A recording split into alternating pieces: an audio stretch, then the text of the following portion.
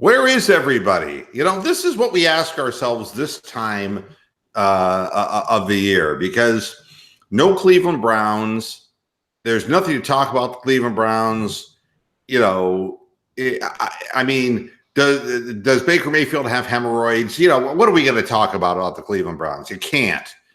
So that's out of discussion. And we're in the NBA playoffs. We have to talk about that. We talk about the Cleveland Indians. And, nobody wants to watch that.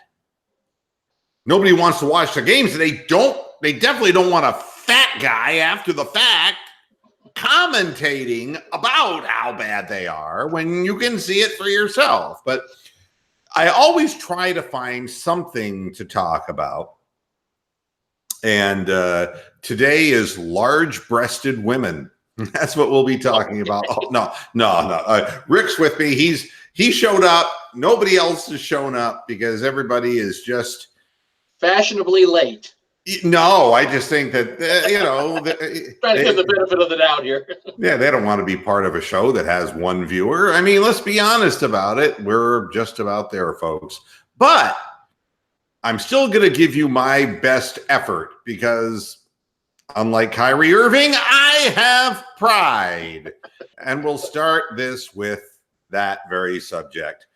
Celtics teammates sticks up for Kyrie Irving. Not sticks it too? Nope. Okay. Sticks up.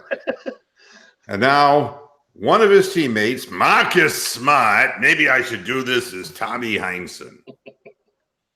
Here's what Marcus Smart said. It's bullshit. It's 4 other guys out there. It's 12, 13 other guys on the team, coaches and everything. Marcus Smart said, so to just blame it on one guy is bullshit. Well, I have a theory.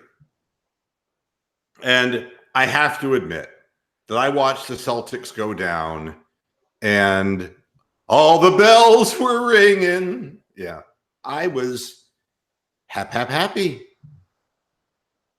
And it's not that, do I hate the Celtics? Well, yes, matter of fact, I do. But still, do I hate Kyrie? Yes, I really do. I do. Well, I wouldn't exactly say hate, but if they all just got swallowed up by a giant sinkhole, I wouldn't really feel bad about it. Yeah, I mean, Kyrie is insufferable, and he was insufferable while he was in Cleveland, But here's my theory, all right? Some of the Celtics players are not saying anything Marcus Smart is saying, hey, it's bullshit, Kyrie's not to blame, okay? And the stories that's going around is, total lack of leadership. Kyrie Irving couldn't do what LeBron James did, and, that's the bottom line. He could not get it up for Savannah. He just couldn't do not that. He couldn't guide a team and make the parts of that team greater. But you don't hear, and you even heard the head coach. You heard Stevens just saying, it's my fault. I did a bad job. So he's playing it was my fault card. Kyrie, no, he said, who cares? Really? Yeah, that's what he said the day before they got knocked out after he was like 0 for 93 or whatever he's shooting. Who cares? Who cares? I'm a great shooter. So the coach has to take, because the coach makes less than the players. But why aren't the teammates just saying something? And the answer is because that's how you get paid in the NBA. And it's about branding your name. The second he got that Uncle Drew movie, it was over. He's got shoes, he's got a movie, he's got commercials, but you know what he doesn't have? He doesn't have a personality to lead. Nope. That's what he doesn't have. He's a fucking sulking little poopy face. That's what he is. Preach. He's a guy who just a fucking rainy day. And you want to know why the Celtics lost, and everyone's saying, it's because of Kyrie. And it's like, Kyrie did something to this group of players that trumped what Brad Stevens could do for this team. See, at least Brad Stevens had the team playing team ball when they were just LeBron'd out of the playoffs for the last couple of years, okay? At least he had these guys sharing the basketball. But something funny happened on the way to this year. The addition of Kyrie Irving, and suddenly the other Celtic young players became selfish. And it isn't just Kyrie. It's Tatum. And it's Jaylen Brown. You look at the statistics, and it's really interesting. I decided to do a little digging with my hooves because that's the business that I'm in, kind of. I decided to do what no cow or other broadcaster has done up to this point, is to correlate these disparate facts into one nice whole thing with a little ribbon and a bow on top of it. NBA ball hog statistical rankings. That's right, folks. They have a statistic for everything. And ball hogging is one of the big ones in the NBA because, hey, what in the world would the NBA be without ball hogs? So I decided to look at this from a broad perspective and say, let's take a look at what they said for the 2018 season, you know? And I want you to listen to the names that come up. And then you'll say to yourself, no wonder these guys are never on winning teams. Kevin Knox.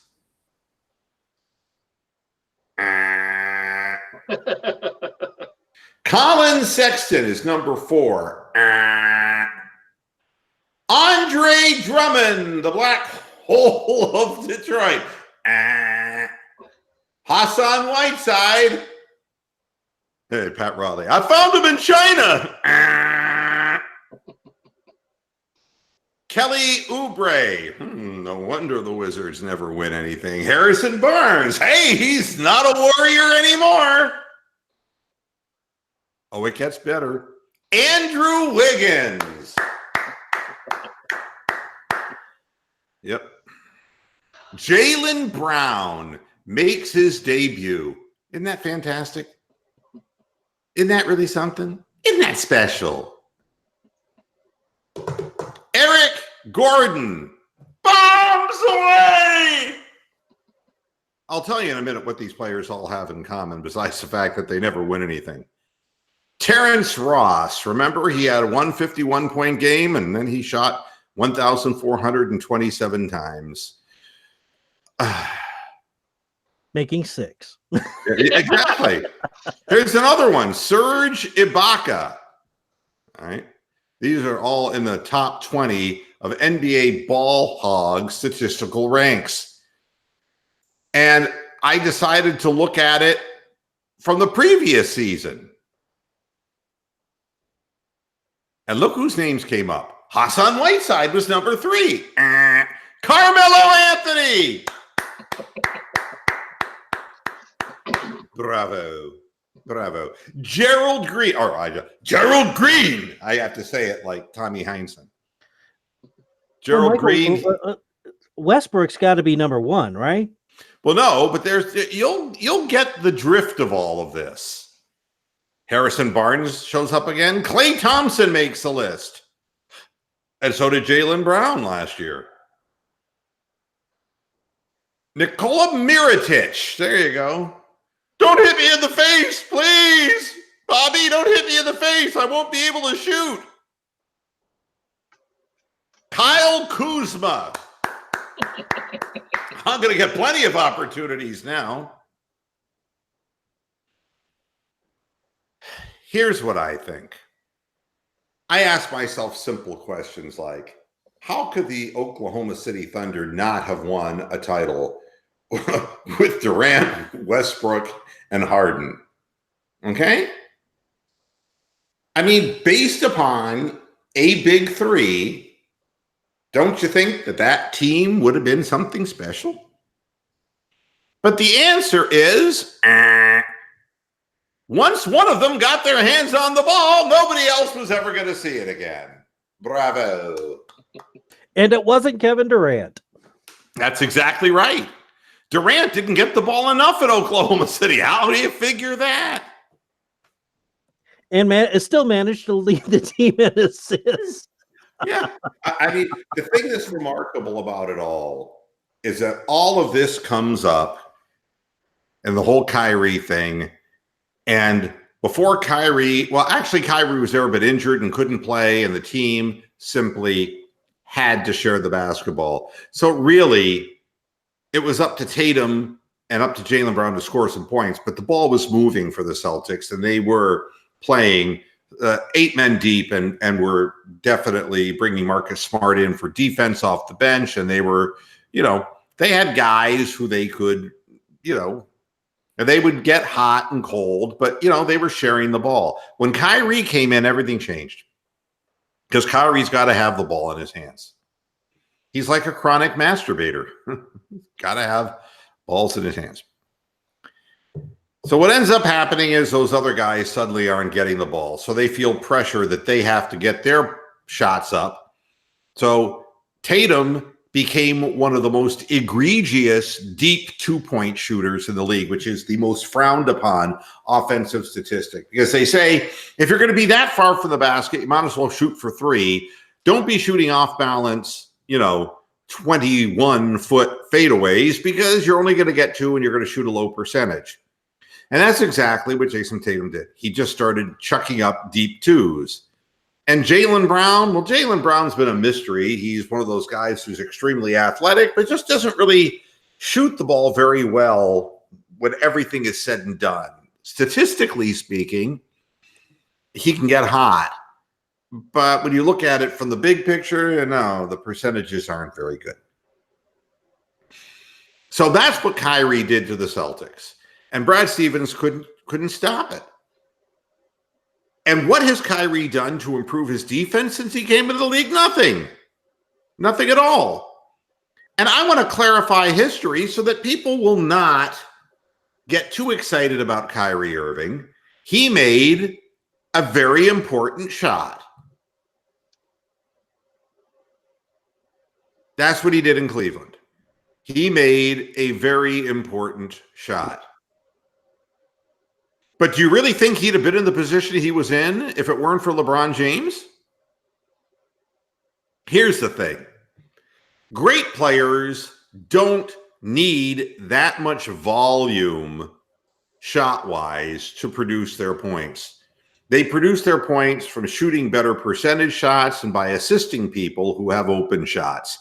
And the thing about, you'll never see LeBron's name in the top 20 ball hogs, even though he has to have the ball in his hands. Yes, that's true. However, he passes it. He penetrates, and either finishes or he dishes out. You got to be ready to catch and shoot when you play with LeBron. He always averages 8.5 assists per game consistently through his career. Kyrie Irving had a fantastic year one year when he averaged 5, okay? With the ball in his hand nonstop before LeBron came back to Cleveland. He didn't want to get rid of the ball. The ball, they say he's got great handles. Bullshit. The ball has handles on it, and Kyrie won't let go of the handles. That's the facts. And it's like this with my car. Yeah, exactly. Velcro. That's right. No, it's like the Harlem Globetrotter rubber band trick, Yeah. Crazy. What we end up with. Now, if you contrast that stat with Mark Price, who was a prolific scorer, but he would also lead the team in assists. And not only that, he knew when to sink the dagger in. The thing that's interesting about what we're seeing now is, well, the Rockets have their opening now. And I see that Steven went away here. What happened to him?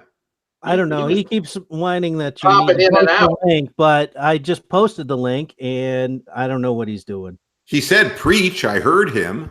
Yeah. Yeah, he's popped been in and like out, 3 or in 4 and out, in times. and out.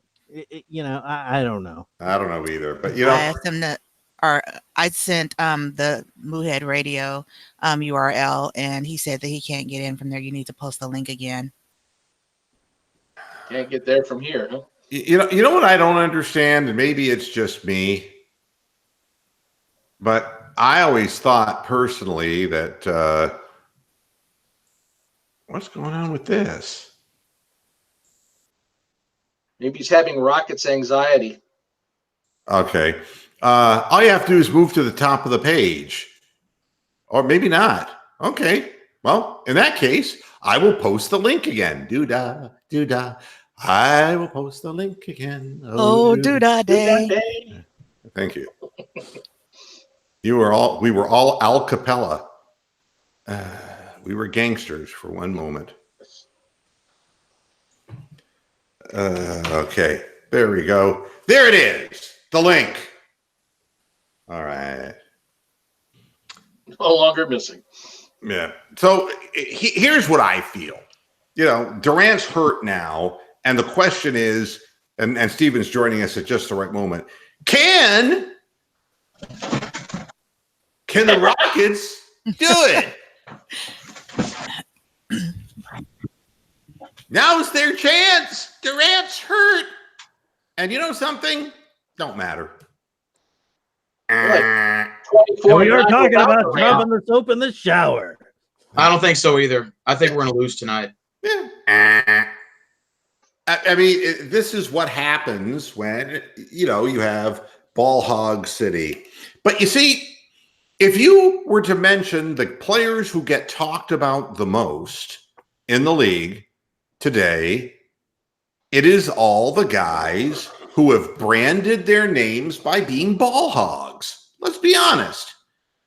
Who's the MVP? Well, James Harden's the MVP because look at all the triple doubles that he did. The length of time that he had consecutive games of triple doubles.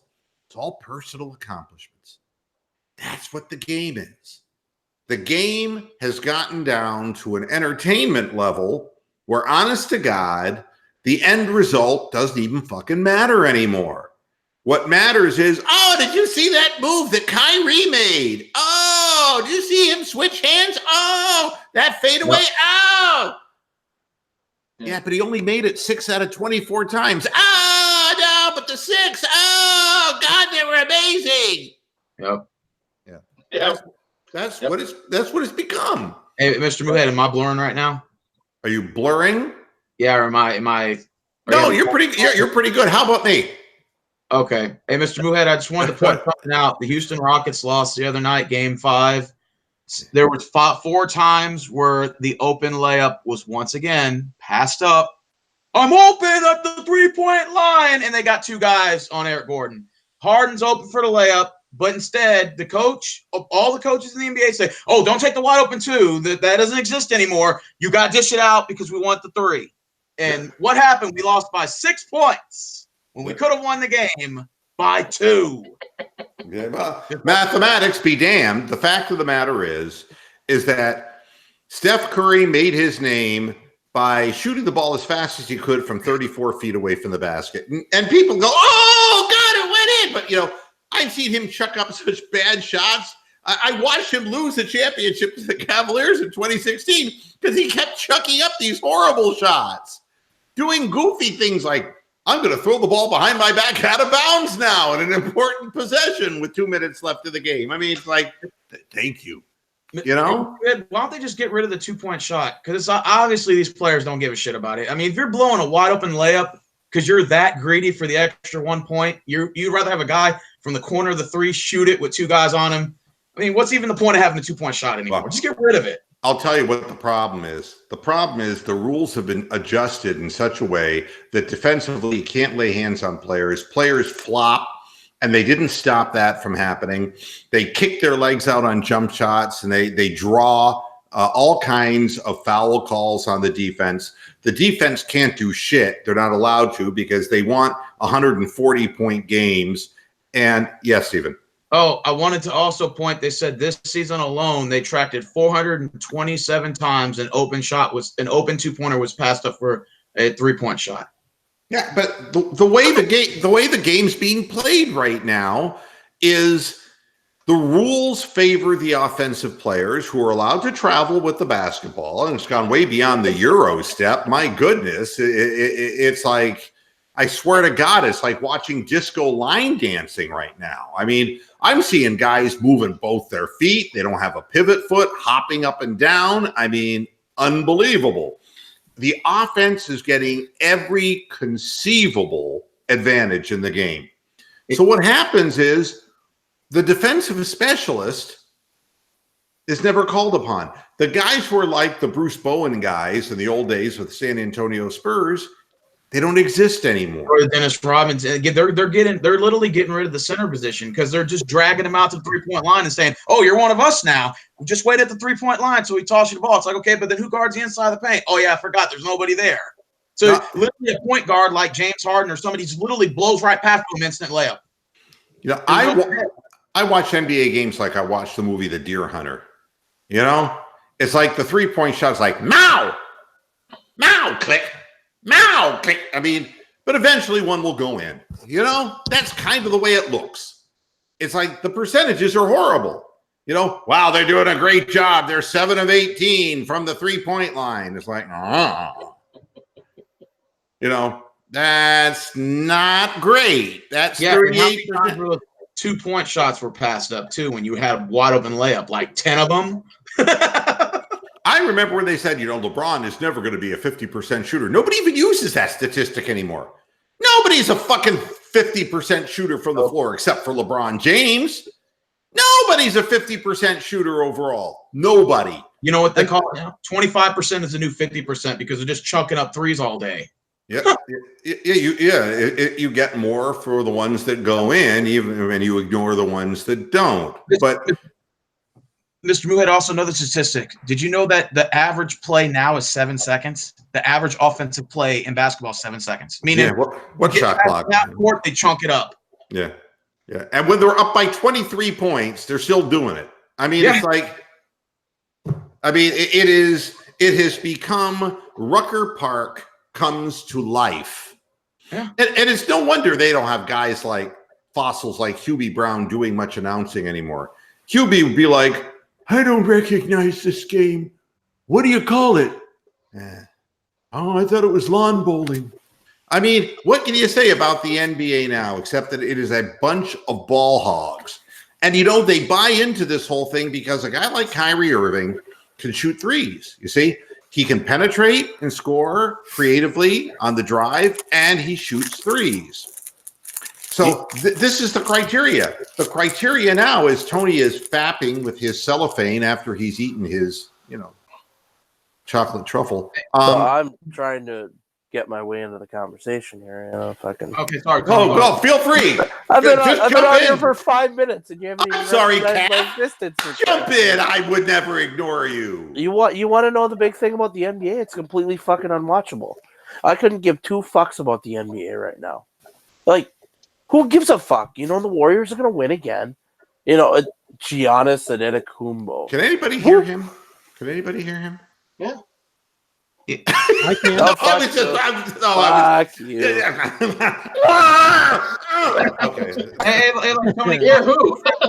Can I give you an example, Tony?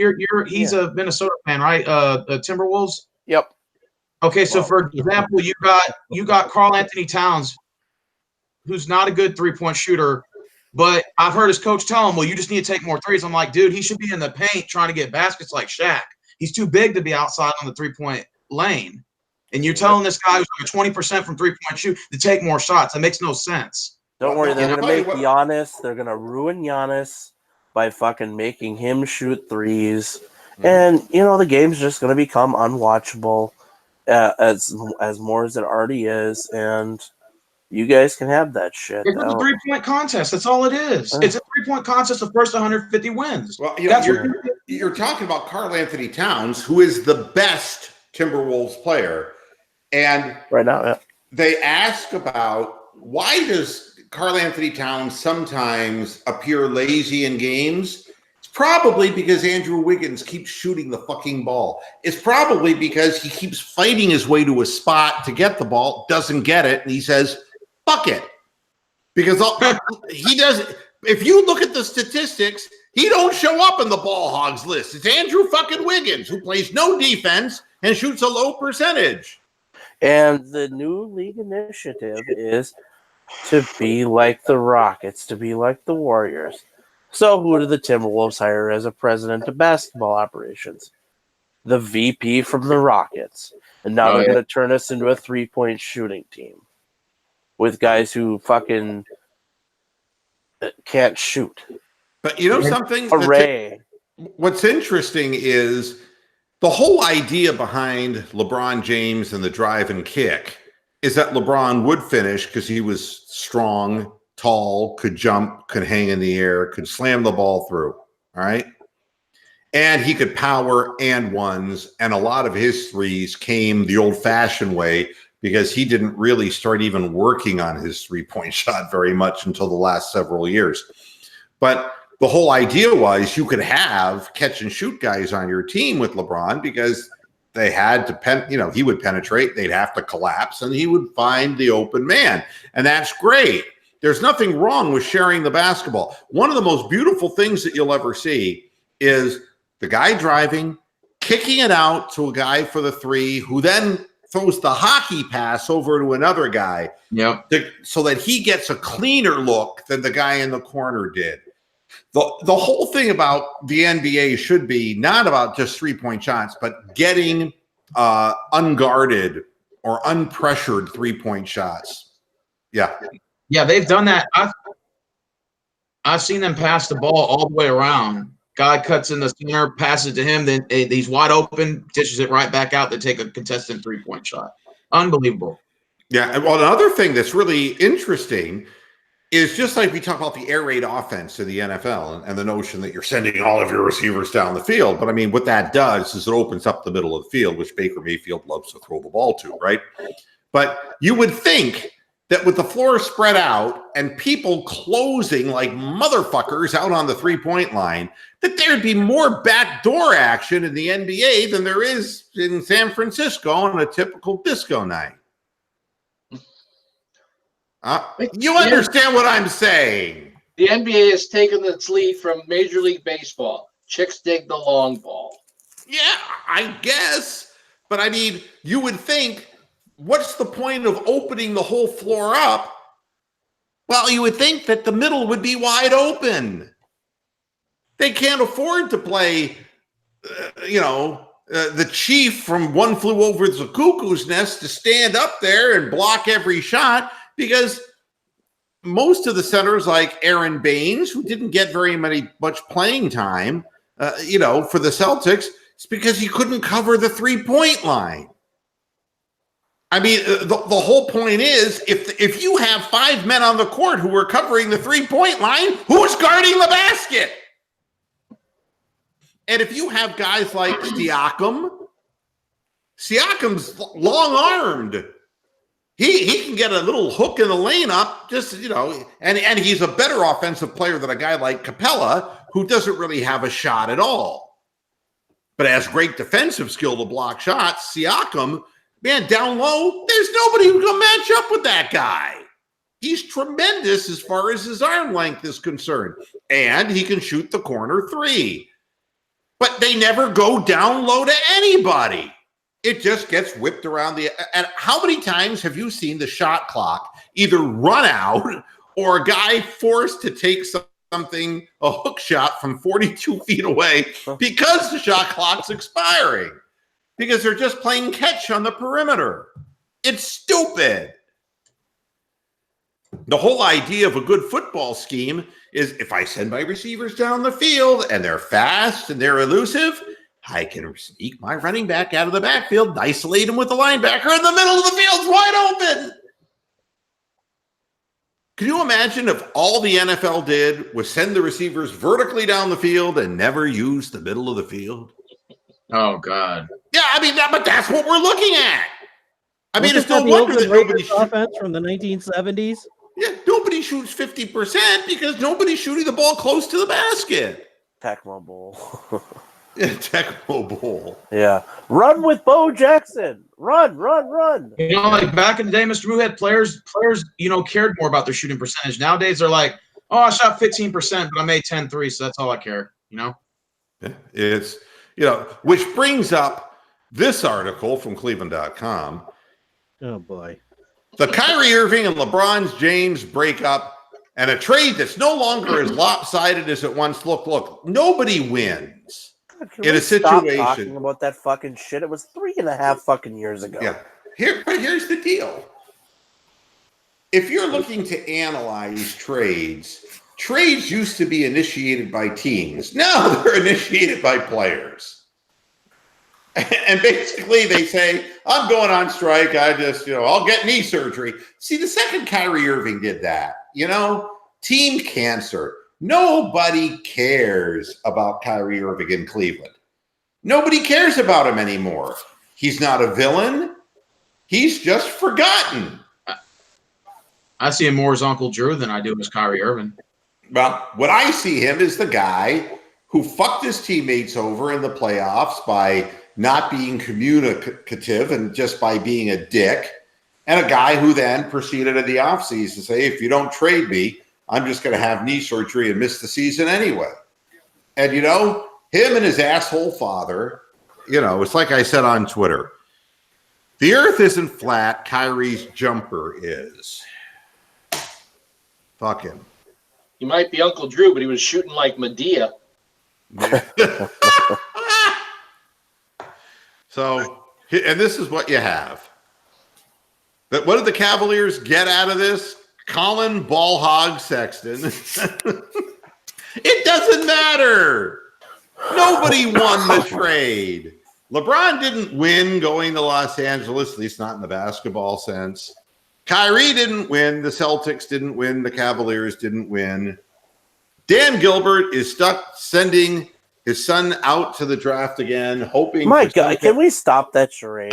Look, what other thing works for him? It's been 9 fucking years of the Nick Gilbert experience, and it worked twice. I want to see him with a bow tie on his dick this time. I want to see him with a bottle of Jack Daniels in his hand, like father, like son. Oh, now that's not nice at all. Funny, but not nice. Captain Morgan? Captain? Captain. Well, doesn't he have cancer? Can't they walk him out with his radiation tubes or something like that? Oh, come on. No. We're not making jokes at the expense of the young man. The fact of the matter is he was a winner twice, but the last time they dragged him out, he didn't win. And the Cavaliers, even if they got Zion, what would it matter? I mean, as long as Jordan Clarkson's on the floor, no one's going to shoot the ball. Okay? When was the last time he passed up a shot to pass the basketball? They suck. Trot out Campy Russell, at least fucking create some entertainment. The league has taken a real step back, and it's more important to these players to have their swag than it is for posterity to help win championships, win games by being selfless. It's all about photo ops, wearing outrageous clothing, or, and I can say the same thing about OBJ. Before he even plays a game as a Cleveland Brown, I'm sick of him already.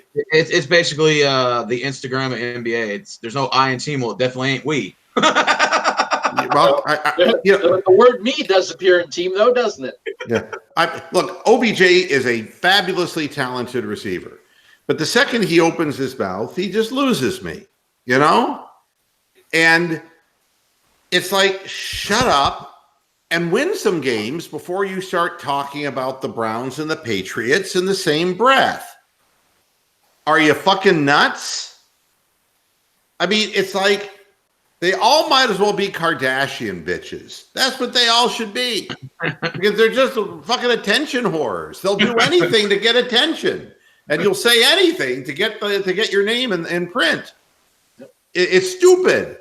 And the players brand themselves and they become the de facto stars of the game. But how does James Harden become a star of the game when he hasn't done dick? When he chokes in every playoff he ever plays in? When he couldn't get the job done when he had two legitimately fine teammates in Oklahoma City? Same thing with Russell Westbrook. Of course he and KD had a problem because Westbrook didn't want to turn the ball loose. That's what it is. And that's why they lost every year. So it can't be Russell Westbrook either, who gets all the attention as being a great star. It can't be Kyrie Irving. You know, if you want to be in the pantheon, you've got to do something for somebody besides yourself. I mean, and granted, Gordon Hayward was not the Gordon Hayward of the past, but what's he going to do with Jaylen Brown, Tatum, and, you know, and Kyrie, and then Morris getting the rest of the shots up? There is no, how does he fit into that offense? So do you see Kyrie staying in Boston, or do you think he's going to New York? No, he's gone. He's gone. And you know something? If they can trade him, they will. And I know he's a free agent.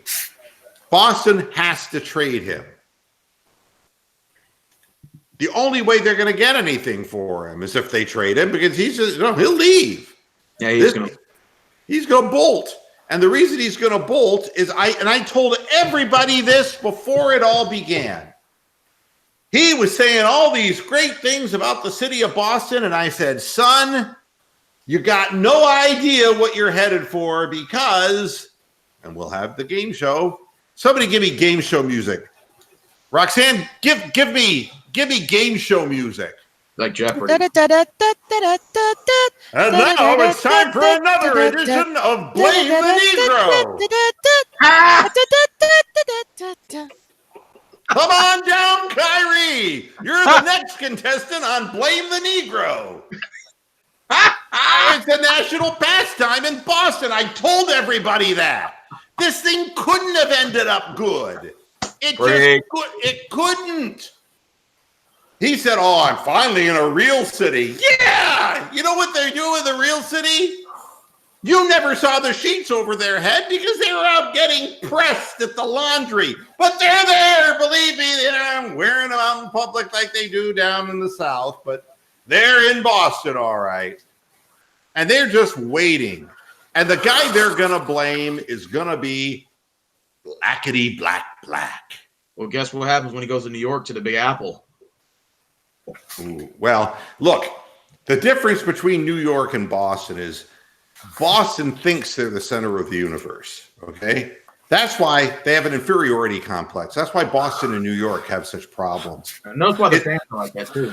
The cities are close enough to one another that there are some comparisons to be drawn because geographically, but there is no comparison between the cities because the culture that's in New York is not in Boston.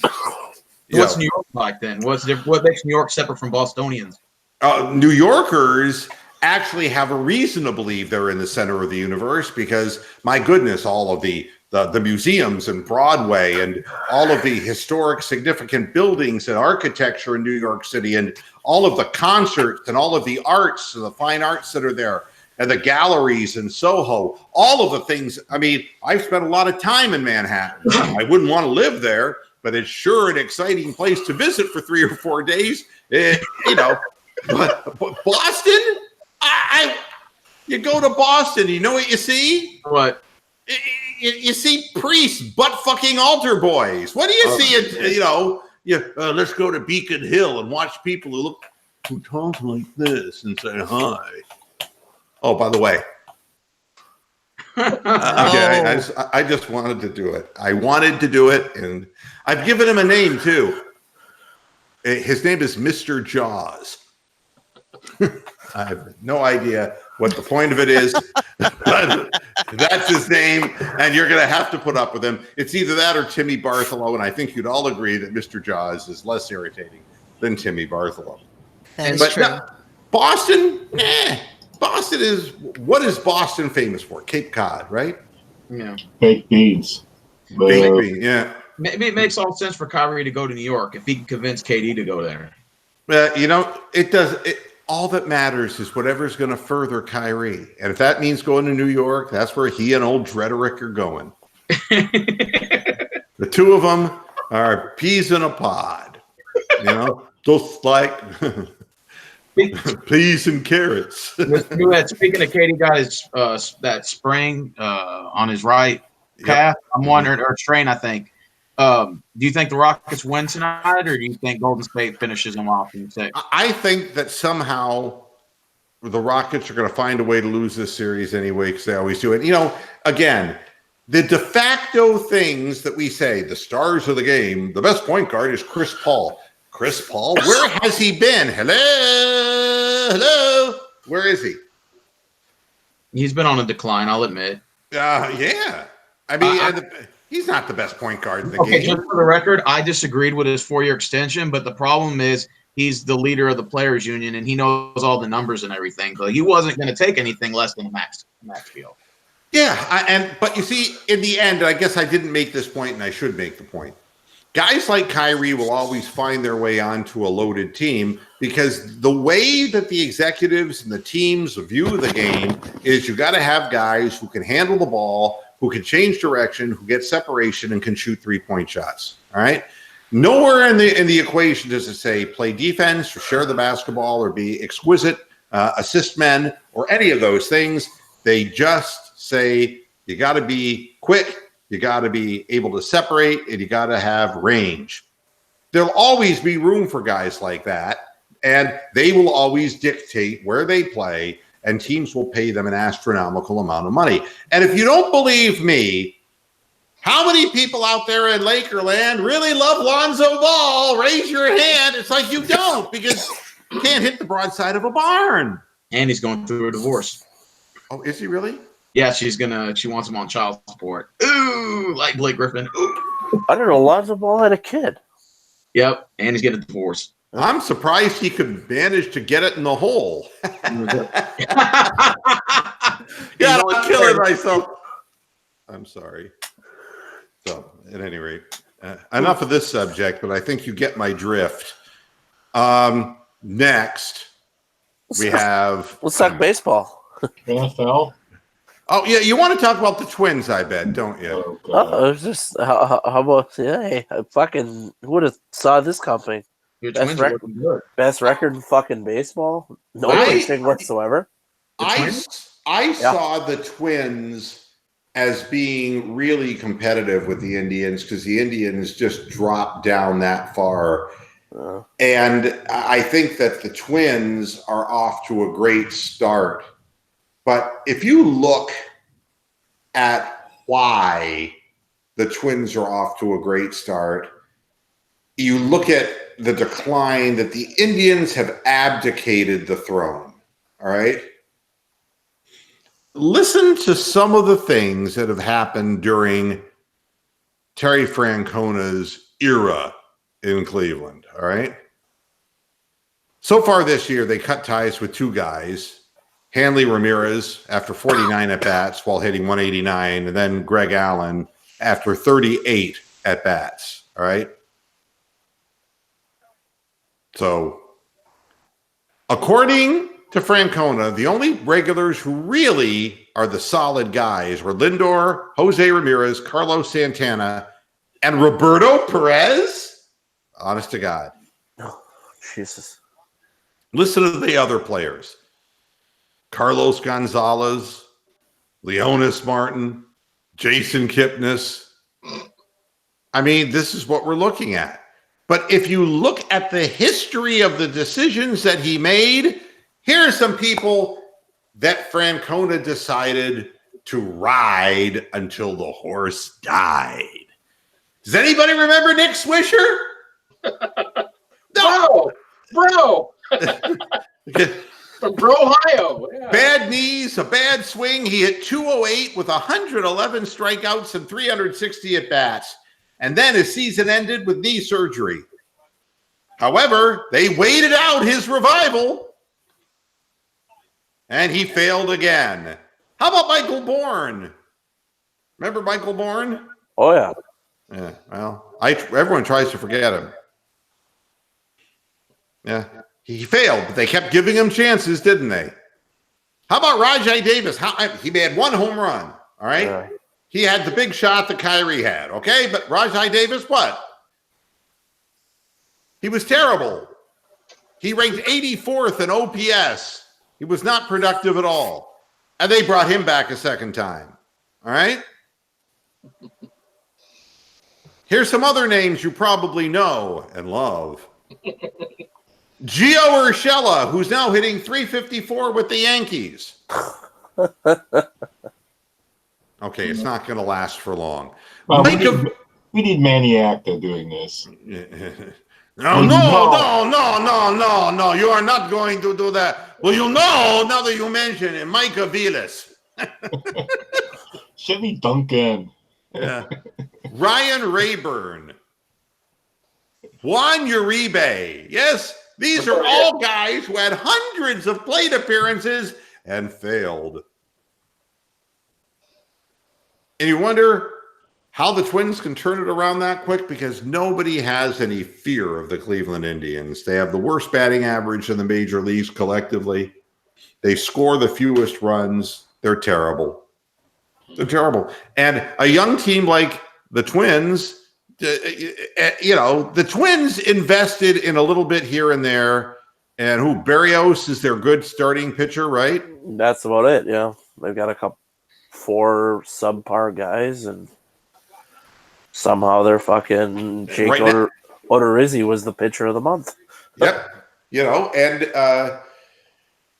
And I'll say this: the Rays got off to a hot start, and they're still in first place. And the Rays, you're kind of like Yandy Diaz. There's your former Indian alert. Yeah, it's amazing. The guys, Greg Allen hit a .310 in the second half of last season, yet he didn't come to camp with a job.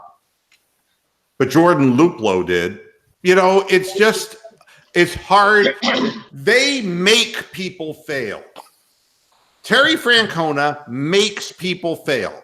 He makes Yandy Diaz fail by not playing him often enough and never letting him really get his feet underneath him. And Greg Allen, nothing, not even a chance. The guy has a good last half of last year, and it didn't matter going into spring training because Francona don't like him. But if you're one of those old men, you're going to get hundreds and hundreds of at-bats. It just, and they're talking about their future as Bowers and Luplow. It sounds like a second-rate ambulance-chasing attorney firm. You have to contact Bowers and Luplow now. Hey, Elk and Elk is going to be there forever. We hope not. For Cleveland Browns fans, yes, there is something I can talk to you about. Justin Lane wanted to play for the Cleveland Browns. He wanted to be the cornerback who the Browns selected, but instead it was Pittsburgh who selected him. So what did he do? He and his father took down all the Browns memorabilia they had in their house and threw it all away. Repainted everything in Steeler colors and logos, the whole 9 yards. At least LeBron James wore Yankees hats when he was in Cleveland and incurred the ire and the wrath of the fans because he really was a Yankees fan, right? Justin Lane is just going to the highest bidder. He is not a cornerback. He's a prostitute. He's a Pittsburgh prostitute. He really wanted to play for the Browns, except, well, now that I got picked by the Steelers, I'm throwing all this stuff away, and I've got terrible towels coming out of my ass. Congratulations. I hope you don't strain your neck when OBJ blows by you. You stupid Pittsburgh nose-picking prick. Okay. I think that pretty well covers that. If you're a Buccaneers fan, JPP is out 5 to 6 months. Not good. Not good at all. What happened to him? Car accident? Go ahead. Neck injury, I think, from a car accident. Ouch. Yeah, I mean, it can happen any number of ways. Here's one. Minor league basketball. We're all talking about, the G League.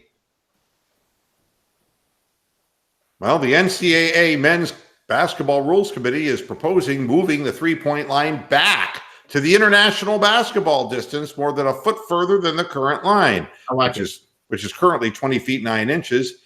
They're going to move it back to 22 feet 1 3/4 inches. Gotta prepare these guys for the NBA. Hey, that's the real minor leagues of basketball. Let's be honest about it. Told you, chicks dig the long ball. It's weird how college basketball, though, they shoot more 2-pointers than 3-pointers. But then when they go to the NBA, they realize, you got to actually shoot the three, son. They're like, I have a thing that I do, and I want to admit this, and I really maybe shouldn't admit this, but I feel compelled. When I'm in men's rooms, the acoustics are so good that I sing operatic songs while I'm on the toilet. Right? Everybody has their little flaws and foibles, and that's mine. I do make sure that nobody else is in the restroom, usually. Sometimes people do get a free show. But I was thinking I may have to give up the whole singing in the men's room operatic thing and just go to G League games because I can get the same acoustics. It was a long way to go for a punchline, folks, I know. But can you imagine? This is all you hear at the G League games. A ball pounding on the floor and a guy going, peanuts, peanuts, peanuts, peanuts. Popcorn, popcorn, popcorn, popcorn. It's like there's nothing to eat up the sound. Who watches these games? You know what I think they should do?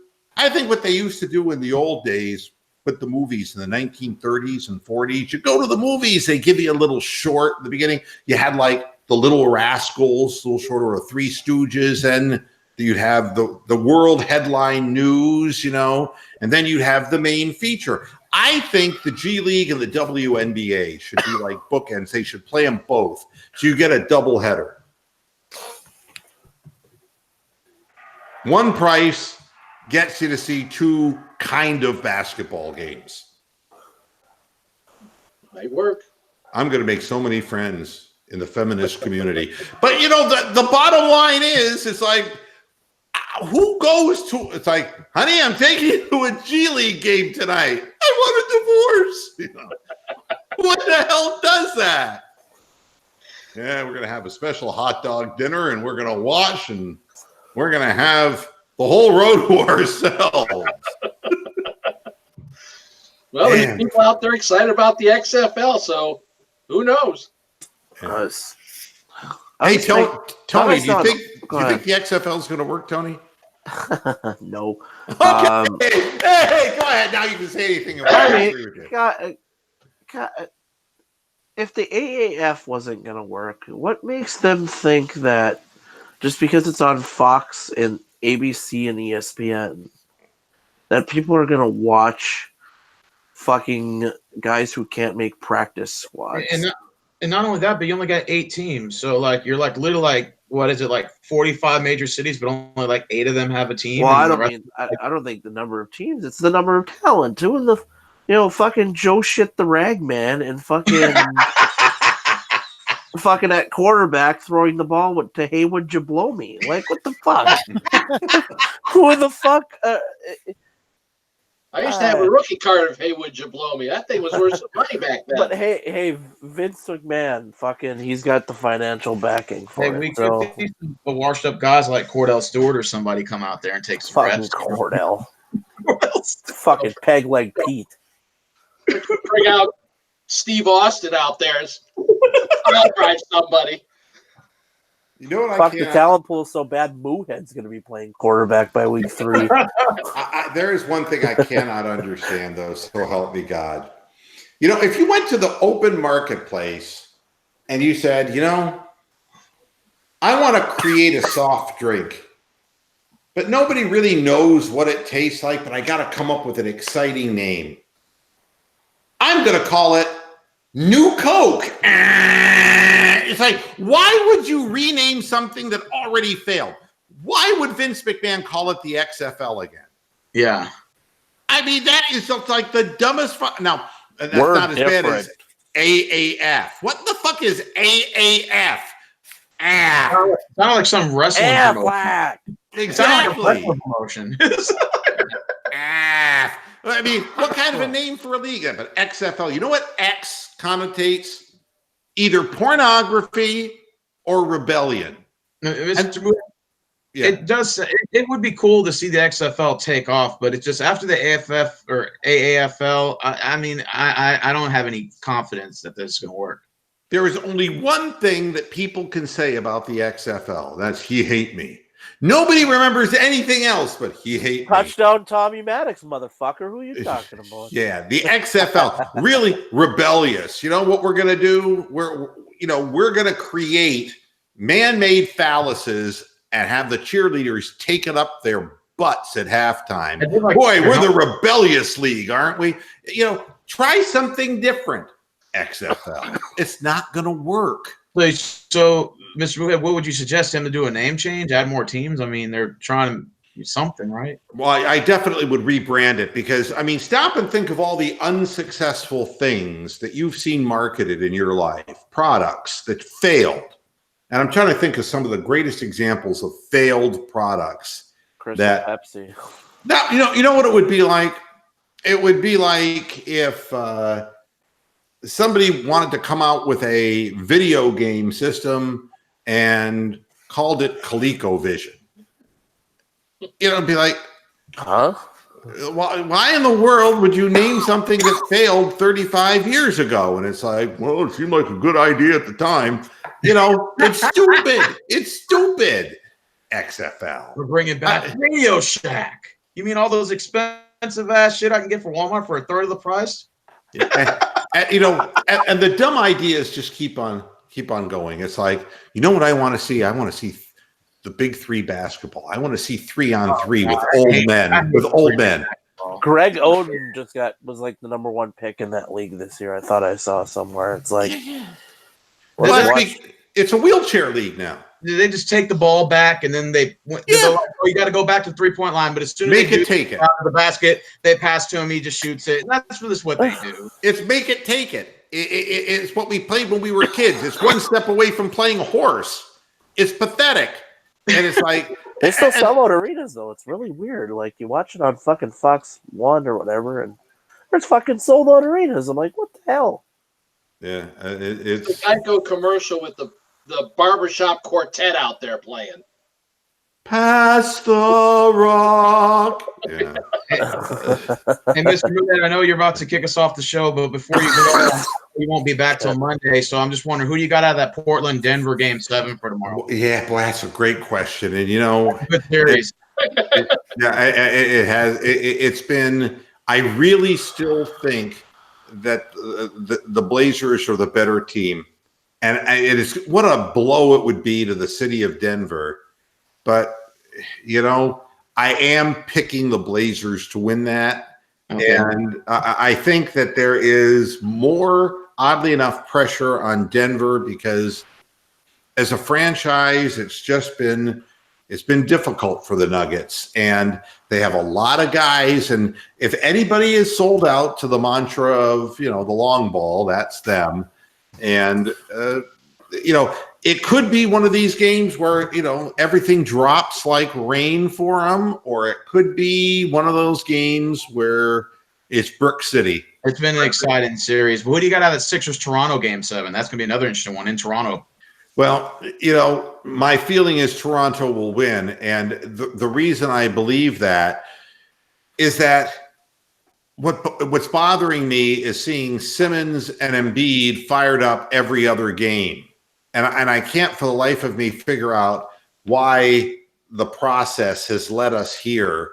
The whole thing doesn't make sense. To me, Kawhi is a complete ball player. I'm nervous about Lowry because he's notoriously not so good in the clutch. But at the same time, how can you cheer for a guy like Simmons who shoots like a girl. He does not have a jump shot in the NBA. He doesn't.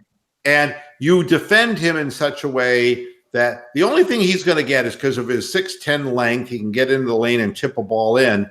But God, when he's flying up the court, he has no touch on his finishes at the rim. He's awful, and he's a horrible free throw shooter.